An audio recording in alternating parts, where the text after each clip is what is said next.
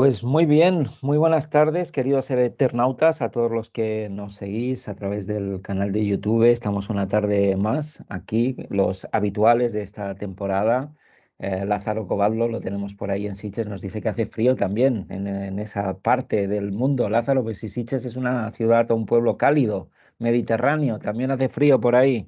Sí, hace frío, Hace sí. frío, muy bien. Pero bueno, aquí estamos, ¿no? Para combatir el frío, un poco de buena literatura. Y por otro lado tenemos a Graciela Molinelli al otro lado del Atlántico, en Buenos Aires, que nos dice que ha caído un tormentón con alguna desgracia también por ahí hace poco tiempo y que se han quedado sin agua, pues no sin luz, porque la tenemos aquí activa. Hola, Graciela. ¿Estás silenciada?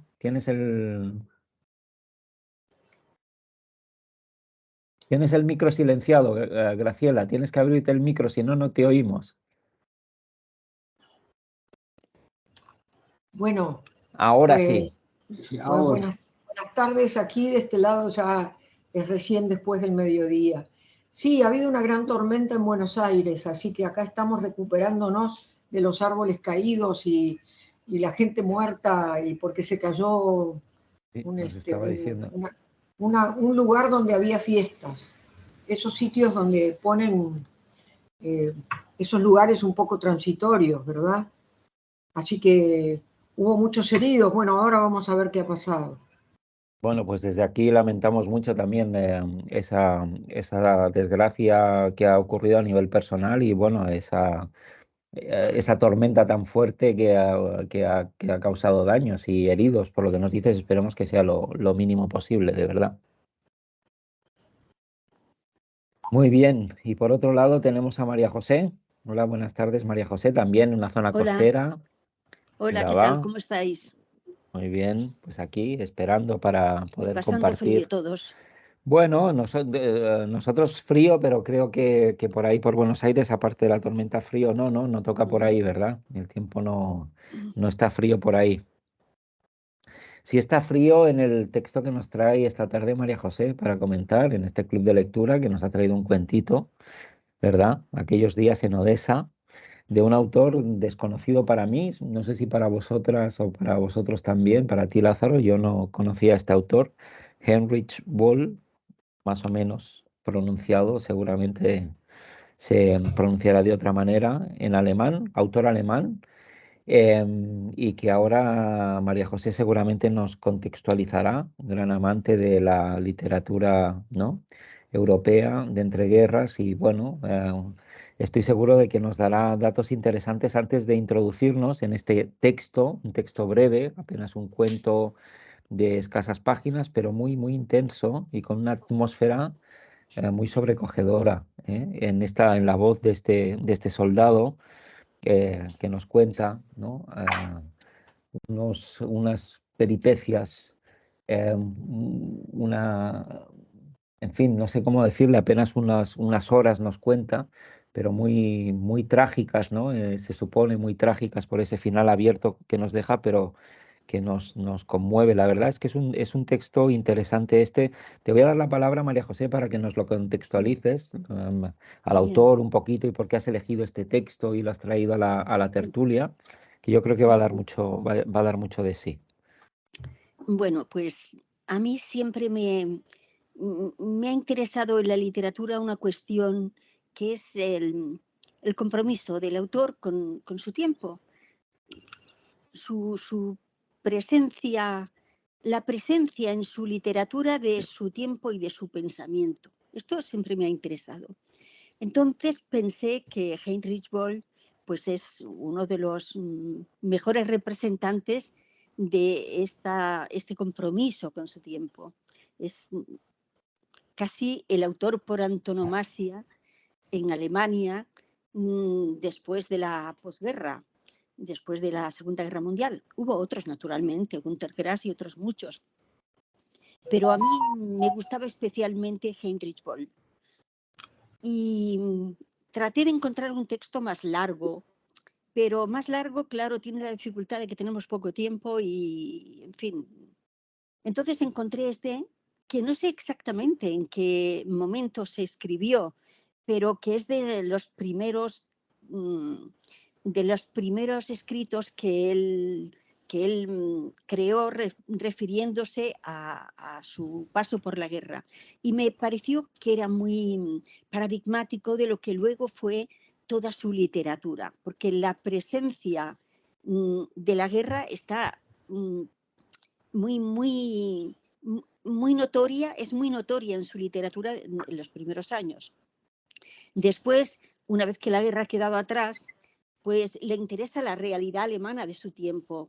Creo que es un autor muy representativo de lo que ha ocurrido en el último medio siglo, en la última mitad del siglo XX en Alemania, y bueno, me pareció interesante traerlo, más que por el texto mismo, que también creo que es representativo de su compromiso inicial en la literatura, como por su propia trayectoria. Además es un premio Nobel. No sé si podrías enfocarte un poquito mejor, que se te ve cortada la cara, María José. Sí, perfecto, ¿Así? mucho mejor. Así está perfecto, mejor. Vale. Él es premio Nobel, consiguió el Nobel de Literatura en 1972, y aunque hay una cierta corriente que piensa que su literatura ya está algo fuera de contexto, porque los grandes acontecimientos que él narró y en los que él se comprometió ya están pasados, yo la verdad es que pienso que no, que su literatura trata problemas no solo del siglo, sino de cualquier época, y que no está desfasado, sigue siendo presente la literatura de Heinrich Böll. Otra cosa es que ya sabéis que, bueno, la literatura es también una actividad comercial, y la presencia de un autor u otro responde a modas o a intereses comerciales en algunos momentos, pero eso realmente no relativiza la importancia de su obra, que a mí me parece capital. Así que esta es la obrita pequeña que yo presenté. Si dices que no lo conocías, si quieres, No lo está muy conocía, bien ¿no? tratado en Google, en cualquier sitio está muy bien tratado, porque es un autor, ya te digo, paradigmático de la Alemania. Pero bueno, pues nació en 1917, y cuando a punto de acabar la Primera Guerra Mundial, y en 1939, cuando él estaba en edad de ingresar en la universidad, que era lo que pretendía, pues fue llamado a filas en 1939, en septiembre, cuando Hitler invadió Polonia. Entonces, fijaos que en el cuento él habla de 3 muchachos.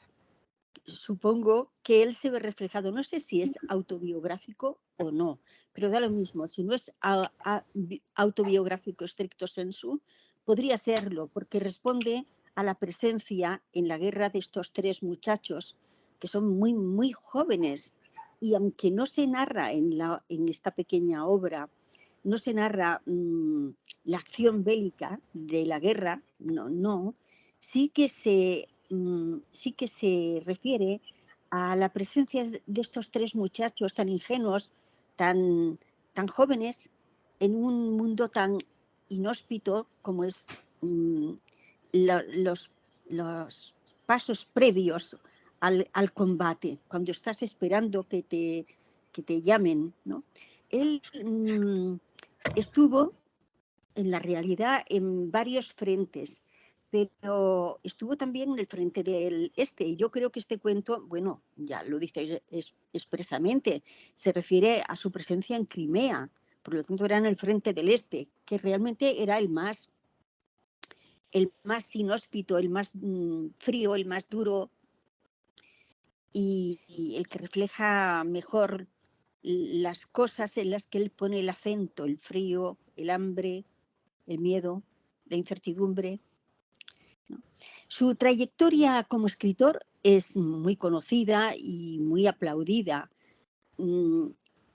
Heinrich Böll después se le considera un representante o uno de los mayores representantes de la literatura de escombros. Se llama literatura de escombros porque cuando regresan de la guerra estos muchachos, los que regresan, claro, pues lo que encuentran es a sus ciudades destruidas, hechas escombros. Y ese es el punto de arranque en el que ellos van a desarrollar su literatura. Por eso se le llama literatura de arranques, de escombros. Pero este cuento recoge los primeros momentos, la primera memoria que él conserva de lo que ha pasado. Luego hay más cosas, luego hay muchas más cosas en Alemania. Y él sigue siendo la conciencia de lo que ha sucedido en Alemania. Alemania tiene un gran sentimiento de culpa, o quizá no lo tiene tanto y él pretende que lo tenga, que advierta lo que ha sucedido, en lo que se ha embarcado. Siempre fue una conciencia crítica y no siempre fue agradable para sus conciudadanos este fustigamiento que él realizaba a las conciencias alemanas. En casi todas sus obras se refiere... Ay, resbalaba mi ordenador, lo siento. No te En preocupes. casi todas sus obras se refiere a ese devenir en Alemania, a los primeros escritos respecto a la guerra, un poco más tarde respecto a aquella Alemania destruida que todos tuvieron que soportar. Y aunque los escombros desaparecieron muy pronto de Alemania, pero luego vinieron otras etapas que él castigó de la misma manera, porque él ya, que formaba parte de una familia católica practicante, él se había comprometido mucho con esa conciencia del bien y no admitía fácilmente que Alemania derivara y no asumiera el compromiso que según él creía que debía asumir. Cuando pasados los años Alemania se recuperó, se olvidaron los escombros y entró en el milagro alemán, en la época del bienestar, él siguió fustigando aquella conciencia que le parecía que era un optimismo falaz y que dejaba de lado los verdaderos problemas que había tenido y que seguía teniendo Alemania y el mundo. Él fue un espíritu solidario, se comprometió con muchísimas cosas, tanto cuestiones sociales de su propia sociedad, como la persecución que sufrían muchos exiliados políticos, como movimientos en Hispanoamérica que creía que eran injustamente perseguidos. Siempre tuvo presente a su tiempo y siempre se comprometió con él. Y eso es lo que realmente me ha interesado a mí de Heinrich Böll. Y en esta obrita tan pequeña, de apenas cuatro folios, de apenas 4 hojas, pues muestra, ya me lo diréis vosotros qué os ha parecido, pero me parece que hay 4 notas que flotan en el ambiente.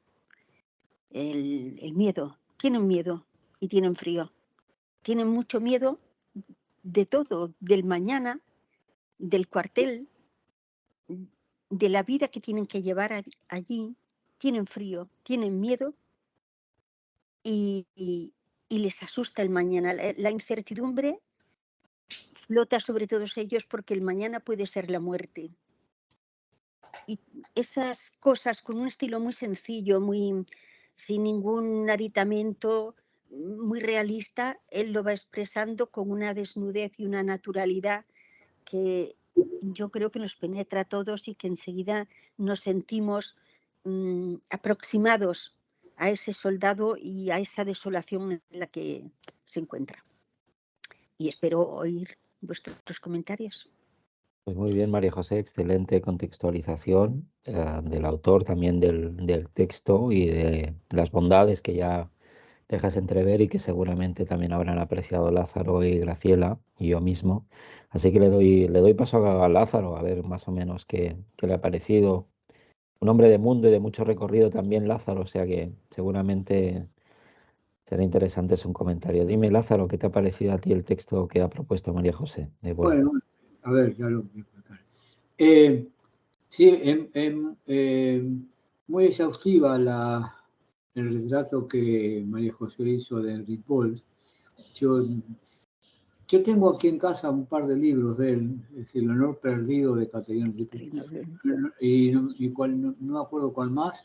Todavía es que está en la cola para leer, ¿no? Y bueno, y no sabía mucho más de él, sabía que había sacado el premio Nobel y me fui a investigar en Wikipedia, que es tan útil.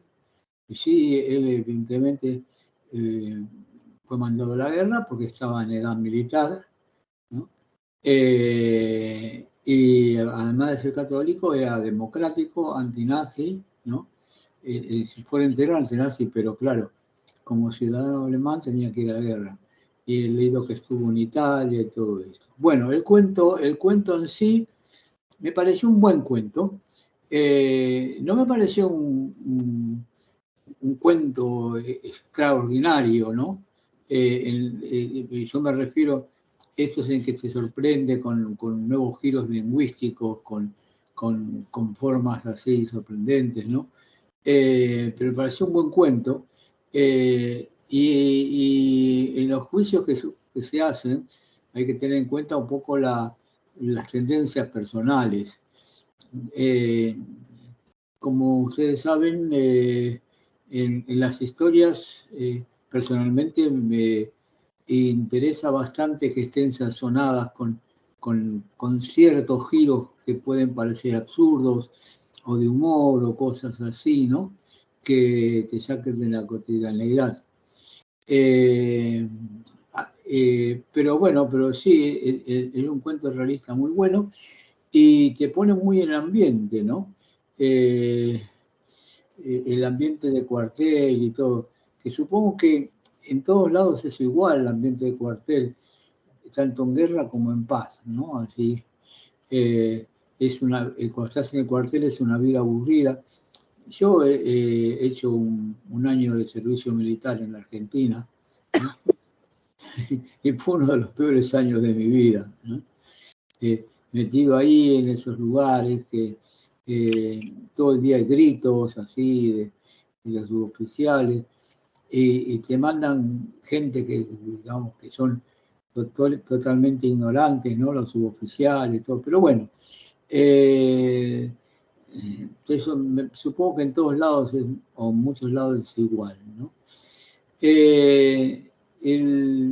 La escapada esa está muy bien descrita, está muy bien descrito la taberna esa donde van a parar, el aguardiente que toman, la carne caliente, ¿no? Y jugosa, con pan con grasa, que eso no me explico cómo es, pero están calentitos ahí a salvo, pero eso dura un momento y después ya es de madrugada, tienen que volver al cuartel y al día siguiente a Crimea, que parece que en ese momento, según dice ahí, era muy peligroso.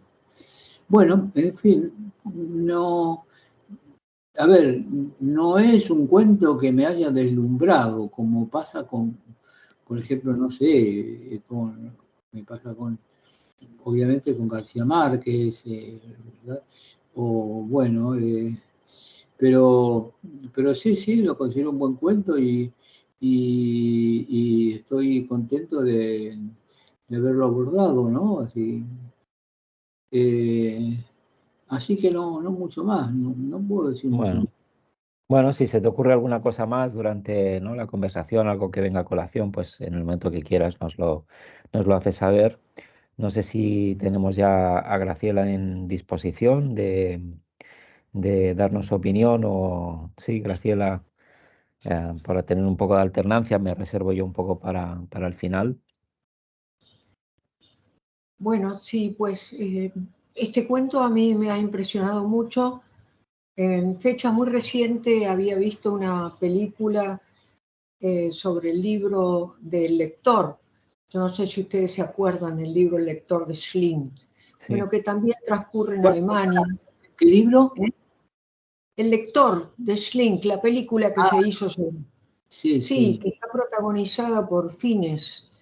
Bueno, pero casualmente la acababa de ver hacía poco, ¿no? De modo que tenía fresco el tema de la Alemania después de la guerra, ¿no? Lo que sucede allí. Y claro, el autor es de Alemania del Este, de modo que, digamos, con posterioridad a la guerra queda en Alemania del Este. De modo que sus opiniones fueron polémicas y con frecuencia tuvo confrontaciones públicas. Yo me he propuesto leerlo porque la verdad es que el cuento me gustó muchísimo. Me parece un cuento de corte muy clásico, al estilo de los autores rusos como Chekhov, por ejemplo. Y el personaje o los personajes son totalmente universales, de modo que uno no puede menos que compenetrarse con ellos. Aparte de lo que dijo María José, una cosa que me impresionó profundamente fue la incomodidad, el hecho de comer grasa o comer tan mal, beber estas bebidas que trastornan o que emborrachan, el hecho de que la diversión era pues comer esas porquerías y beber y estar con prostitutas, y si no, como alternativa estaba quedarse en el cuartel. Esta cosa miserable de la vida humana en esas condiciones, ¿no? Que claro, alejados absolutamente de todo confort y por lo mismo embrutecidos, donde el pensamiento espiritual está realmente al final, cuando el no la veré más, parece que el autor en algún momento, el protagonista en algún momento futuro, habrá sabido que no va a poder volver porque morirá en acción tal vez, porque nunca más irá, porque siendo muy viejo ya no hará el viaje, uno no sabe. Pero piensa que esa vida futura del protagonista es una vida que uno no puede imaginar, porque se salvará de la guerra, realmente podrá vivir una vida normal después, y todas esas reflexiones a mí me hacen pensar en la guerra, en el tremendo crimen de la guerra, ¿no? Que es tan actual, porque esto sigue y todavía estamos, y no hemos aprendido nada. Así que, bueno, fue un cuento que me dejó un sabor bastante amargo, porque por su actualidad y por el hecho de que el protagonista es un joven, y entonces uno piensa que también nosotros pensamos que la juventud es tan hermosa y que tiene una vida por delante, pero no todos la tienen. Y acá lo que se ve es eso también. Bueno, pues a ver si alguien tiene una visión más positiva.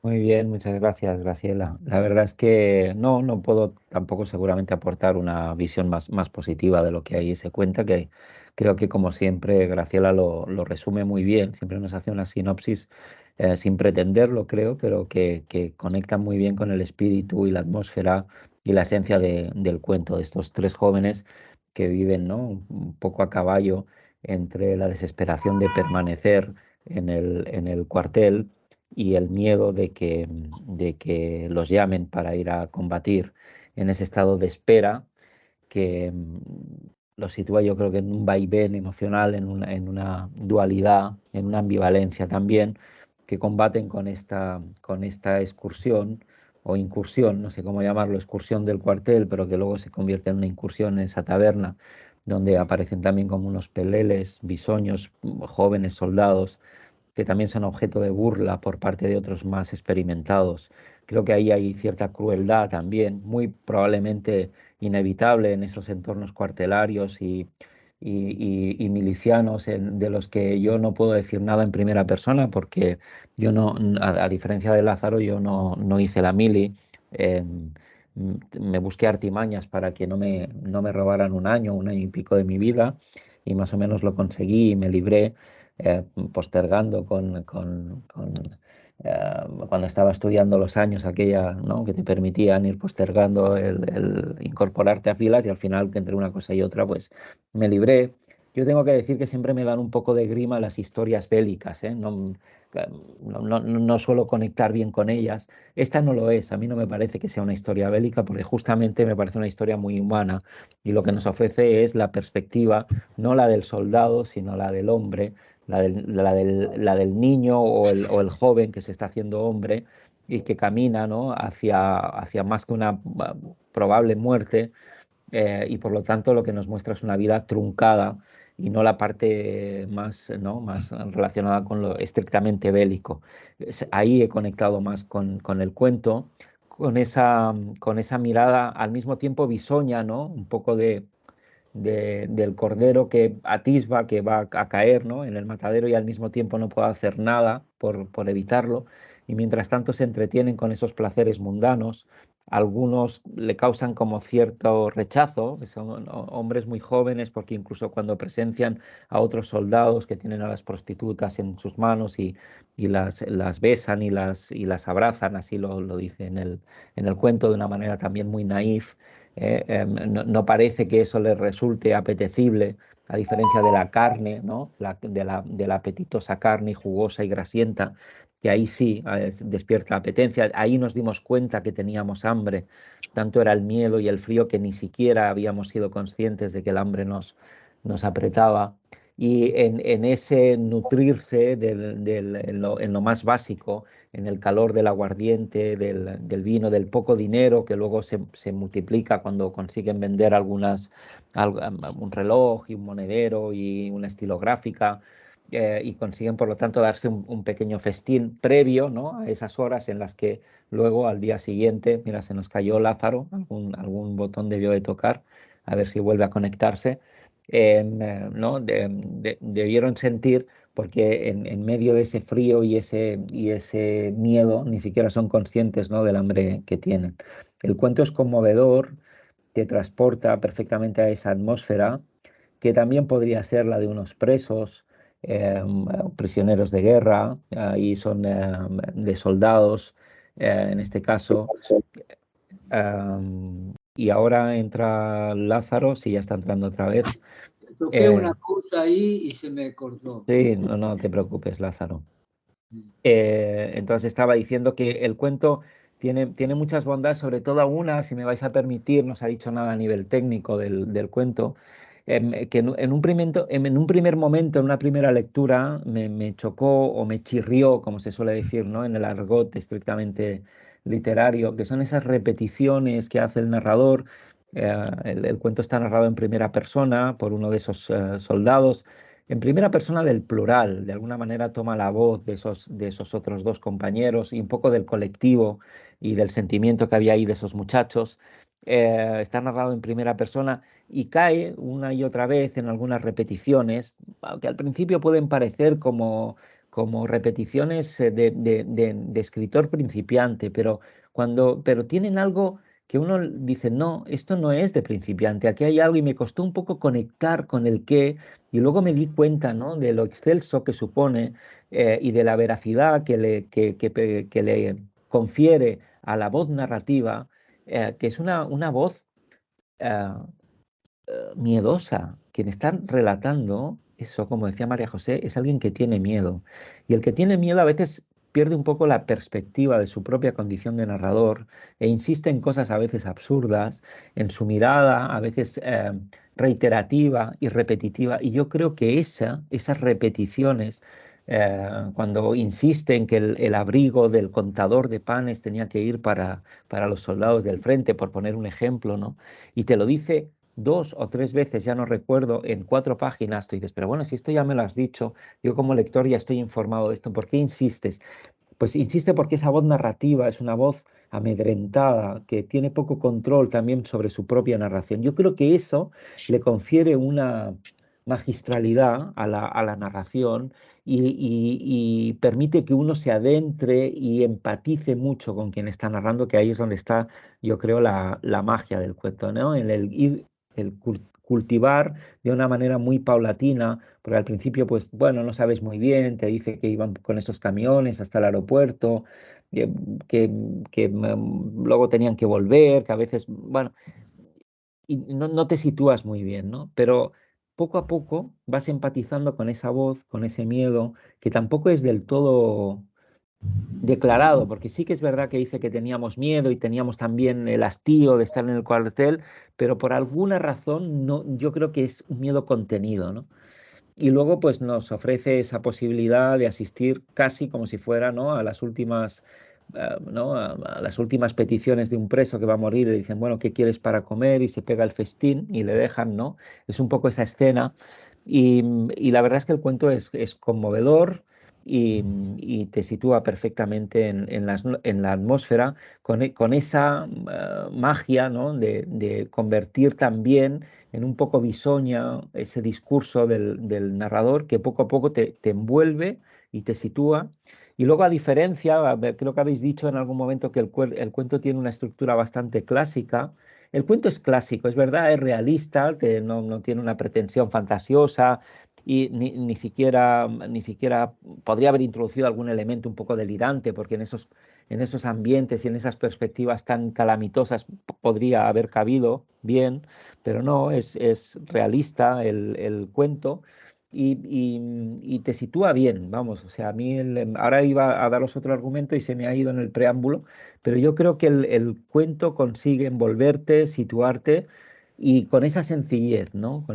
Sobre todo con esa sencillez, sin buscar ninguna retórica. Bueno, yo creo que está muy bien elegido y muy bien traído como representativo, ¿no?, Hay una de esa escena, literatura. Sí, dime, María José, hay a ver una si me viene escena el que argumento que quería daros. bueno, seguro que lo recuperas. Hay una escena que en las 4 páginas escasas que tiene el cuento, que a mí me ha parecido muy tierna, muy enternecedora, em, muy representativa de la juventud, de la bisoñez de esos 3 muchachos. Y es que cuando el cabo primero dice que les sirvan la copa, ellos se miran los unos a otros y uno de ellos les hace un gesto con la rodilla, como diciendo, ahora tenemos que brindar por él, tenemos que agradecer el gesto. No pierden esa educación de la ciudad, de la cortesía, incluso en aquel ambiente de brutalidad y de falta de horizontes. No la pierden y se ponen los 3 en pie y aguardan pacientemente a que el cabo primero al final les mire para elevar sus copas y decir que brindan por él. A mí me pareció un gesto precioso de estos Sí, 3 muchachitos tan niños, muy tan entrañable, jóvenes. la verdad. Sí. Sí, lo que os quería decir antes cuando habéis dicho, sí, que tenía una estructura clara, es verdad que el cuento tiene, pues no es clásico en el sentido que es realista, que no es innovador, como decía, no tiene un giro, pero fijaros que a mí, a diferencia de un planteamiento clásico en el cuento, ¿no?, que es lo del planteamiento nudo-desenlace, este cuento carece de esos 3 términos, ¿no? No hay un planteamiento, un nudo en sí mismo y un desenlace correspondiente se derive de ese nudo, ¿no? Yo creo que el cuento tiene algo de moderno en ese sentido. Tiene un hálito de modernidad en cuanto a que se olvida de esa estructura más clásica en la elaboración de una narración breve o corta y es casi más como una pequeña loncha de vida, ¿no? Nos muestra principalmente a un par de horas o 3 de estos muchachos en esta incursión que hacen, cuando se meten ahí en la taberna, previo hecho esa contextualización de dónde están y qué es lo que les espera. Y nos deja ahí también una especie de final abierto, parece ser que sí, que ya van a embarcar y que van a ir para Crimea y ahí no saben qué destino les va a guardar. Pero todo en sí mismo, ¿no?, tiene un grado de apertura que yo creo que se aleja de la estructura más clásica del cuento. Y que en ese sentido también ayuda, ¿no?, esa estructura más abierta a situarte en la perspectiva del narrador, a entrar con él en un momento en el que, bueno, nada ocurre y sin embargo lo más trascendental también puede ocurrir, o por lo menos se espera que eso sea probable. Y yo creo que en ese sentido, ¿no? Esa voz bisoña, esa voz reiterativa, la del narrador, en esa estructura un poco abierta, ¿no? Que no acaba de ajustarse a esa estructura del cuento más clásica, pues yo creo que sitúa perfectamente y yo creo que es la verdadera magia de este cuento, ¿no? Y lo veo muy moderno en ese sentido. Ya. Yo que también quería apuntar un par de cosas. Una es respecto a ese recurso literario que a mí me parece maravilloso y que lo aplaudo cuando lo encuentro, si tiene la fuerza que tiene en este, y es la repetición. Esa repetición obsesiva de algunas frases, algunos párrafos, no es con afán de informar, es sencillamente, creo yo, o por lo menos yo lo percibo así, como manifestación de ese sentimiento obsesivo que les embarga. Que es Necesitan para decirlo enfatizar, porque... ¿Cómo? ¿no? Que es para enfatizar. Claro, para Más que enfatizar. repetición es una Sí, reiteración. Sí. exacto. Es un recurso que también emplea muchísimo Thomas Bernhard. Y a mí me encanta ese machaconeo de Thomas Bernhard, porque creo que lo hace precisamente porque está transido por una obsesión que necesita manifestar. Bueno, solo eso, que a mi parecer no era un acto repetitivo de novato, sino que está traído con toda la Sí, intención. sí, así es. Sí. Eso por una parte. Y luego la otra cosa que quería decir, que a mí me pasa como a ti, que se me ha olvidado ya, Hay pero que bueno, apuntártelo. creo que, Tenemos que apuntar. creo que realmente en las 4 páginas del texto encontramos un montón de emociones, de una manera muy sencilla, muy suave, sin pretender meterte en un vendaval de emociones, sino sencillamente narrando lo que sucede a aquellas 3 almas que están allí casi como de visita, sin saber muy bien qué más tienen que hacer o a dónde ir o cómo comportarse. Es, a mi juicio, un cuento muy bonito, muy entrañable, muy lírico. Muy lírico en la manera de expresar toda esa desolación y esa falta de orientación sobre hacia dónde conducir el tiempo y la vida. Después todo eso estará repetidamente en la obra de Heinrich Böll, todas estas cosas. Por eso en fin, me pareció interesante el cuento. Pues muy bien, no sé si queréis aportar alguna cosa más, Graciela o Lázaro. Bueno, me parece que lo que yo agregaría sería que es muy bueno, también lo que es muy bueno es el clima. Estas descripciones están tan bien hechas que uno parece ver y sentir el lugar donde se desarrollan. Y además la naturaleza es parte de este cuento de una manera magistral. Esto yo quería señalarlo porque es una de las cosas que más me impresionaron a mí, ¿no? El cuartel está narrado maravillosamente, lleno de piojos, de frío, Sí, con los muchachos que no tienen nada que hacer más que jugar a las cartas. Bueno, y aquellos muros sucios, todo, todo el entorno está magistralmente descrito, igual que el cielo neblinoso, siempre oscuro de Odessa. sí, Mm, eso. Entonces uno enseguida sabe cuál es el clima, qué está pasando sí, y puede imaginar el resto, como las ropas. sí. ¿Por qué escogió él que estuvo en distintos frentes? Estuvo también en Francia, estuvo en Rumanía, estuvo en otros lugares. ¿Por qué escogió precisamente para su narración Odessa? Quizá porque Odessa era más más frío, más sobrecogedor, reflejaba mejor el ambiente gélido de una guerra que no conducía a nada. Quizá por eso, quizá en Francia hubiera tenido que expresarlo de otra forma. El cielo azul francés es de otra forma.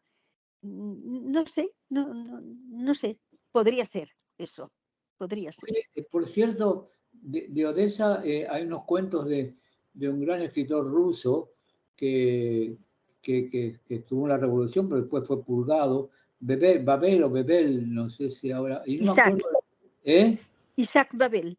Isaac Babel, sí. Isaac Babel. Y tiene unos cuentos de Odessa, porque había también una gran comunidad judía en Odessa, ¿no? Sí. Y entonces así, bueno, en Odessa transcurre también la película esta, la película muda de, ay que no me sale el nombre de la memoria, que trata de cuando fue la revolución de 1905, la famosa escena que cae por las escaleras, que cae... El acorazado Potemkin. El acorazado Potemkin, sí. Gracias. Sí, realmente es una ciudad gran protagonista de Sí, películas. Odessa, sí. Odessa es una ciudad que me gustaría conocer, aunque ahora no debe tener nada que ver con aquella época, ¿no? Sí. Sí, la escena de la escalera es tremenda, ¿eh? Bueno, una cosa que coincido también con lo que dijo Graciela es que algo así como que es todo muy visual, te hace entrar en clima, ¿no? Uno se ve ahí sentado a la mesa, acordado a la mesa, comiendo ahí lo que están sirviendo, todo son descripciones cortas y precisas, que están bastante bien, sí. Sí. Fijaros que a mí me ha hecho recordar ¿no? Un poco lo que nos cuenta una película, que además es una película buenísima, que vi hace tiempo y que creo que ahora que he pensado en ella, a lo mejor incluso la propongo para este foro en algún momento, que se llama Antes de que el diablo sepa que has muerto. Es una película, la verdad es que es de una trama familiar bueno, y es un poco así como de serie negra y de, no sé, es muy truculenta la película, muy realista al mismo tiempo, una película que me gustó mucho, pero fijaros que el título de esa película, ¿sí? Antes de que el diablo sepa que has muerto, tiene que ver con una expresión de origen irlandés que en su traducción diría algo así como ojalá llegues al cielo media hora antes de que el diablo sepa que has muerto. Entonces, yo creo que un poco este cuento viene a desarrollar esa idea, ¿no?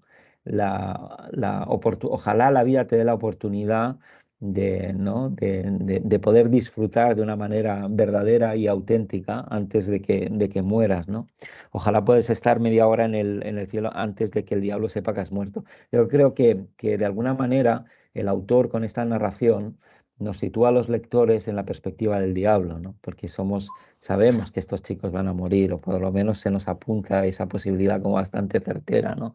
Y por lo tanto, en esa casi certeza de su muerte, podemos asistir a esa media hora en la que están en el cielo, aunque ese cielo sea, pues eso, una taberna en la que comen y brindan y beben y se embriagan justo antes de partir para esa muerte más que casi segura. Y parece ser que esta expresión es de origen irlandés y que se utiliza cuando van a brindar, ¿eh? Entonces, ¿no? Un poco como esta desiderata de que la vida te brinde esa oportunidad. Bueno, y creo que el cuento encarna bien un poco ese espíritu y esa desiderata y que me ha venido a la mente ahora y que redescubro esta película que volveré a ver, me gustó mucho en su día y quizá os la proponga. Muy bien. Pues muy bien, no sé si tenéis alguna cosa más que añadir y si no lo dejaríamos aquí hasta que nos volvamos a encontrar en el próximo programa dentro de 15 días con una propuesta que también vendrá de tu mano, María José, seguramente una película. Sí, una ¿no? Un película. film para que podamos ver y que nos avanzarás en los próximos días. Exactamente. Pues muy bien, despedimos el programa aquí. Gracias por haber estado presentes. Mandamos también un saludo a los que ahora habitualmente no están, como a David Monteagudo, que esperamos tenerlo por aquí de nuevo. Me habría encantado saber qué opinaría él de este cuento, seguro que le habría gustado mucho también. Y nada, os emplazo a los que nos seguís y nos dais likes en el canal de YouTube, a que lo sigáis haciendo, a que nos sigáis aportando comentarios. Y nosotros aquí, esperando seguir comentando cuentos, películas y temas que nos da mucho para sí. Os despido, que tengáis una feliz tarde de domingo y hasta el siguiente programa. Hasta la Bien. próxima Vaya muy vez. bien, muy bien. Muchas gracias. Hasta luego.